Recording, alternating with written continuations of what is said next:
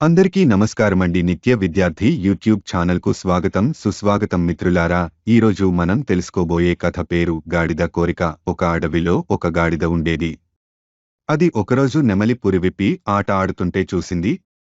అబ్బా, ఆ నెమలి పింఛం ఎంత అందంగా ఉంది, అది నాకు కూడా ఉంటే ఎంత బాగుంటుందో అనుకొంది. ఒకరోజు గాడిద ఏటిలో నీళ్లు తాగుతా పులిని చూసింది.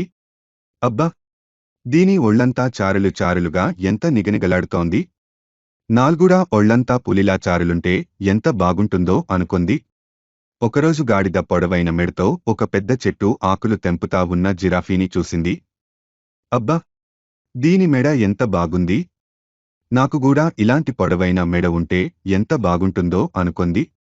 గాడిద తాను అందంగా లేనని చాలా బాధపడసాగింది. ఒకరోజు దానికి ఒక ముని కనిపించాడు. ఆ ముని కాళ్లపై పడి నాకు 4 వరాలు ఇవ్వు అని వేడుకొంది. ముని దాని బాధ చూసి సరే అన్నాడు. గాడిద వెంటనే నెమలిలాగా పింఛం, పులిలాగా చారలు, జిరాఫీలాగా మెడ కావాలనుకొంది. 3 వరాలతో 3 వచ్చేశాయి. 4వ వరం దాచుకొంది. గాడిద సంబరంగా ఇంటికి పోయింది. కాని దాన్ని చూసి మిగతా గాడిదలన్నీ భయపడిపోయాయి. కొన్ని పారిపోయాయి. ఏవీ దానితో మాటలు కలపలేదు. మిగతా జంతువులుగూడా దూరం దూరం తిరగసాగాయి. దాంతో ఆ గాడిద పోయి చెరువులో తన రూపం తాను చూసుకొంది. ఆ చారలు, పొడవైన మెడ, నెమలి పింఛం తనకే చాలా వికారంగా అనిపించాయి.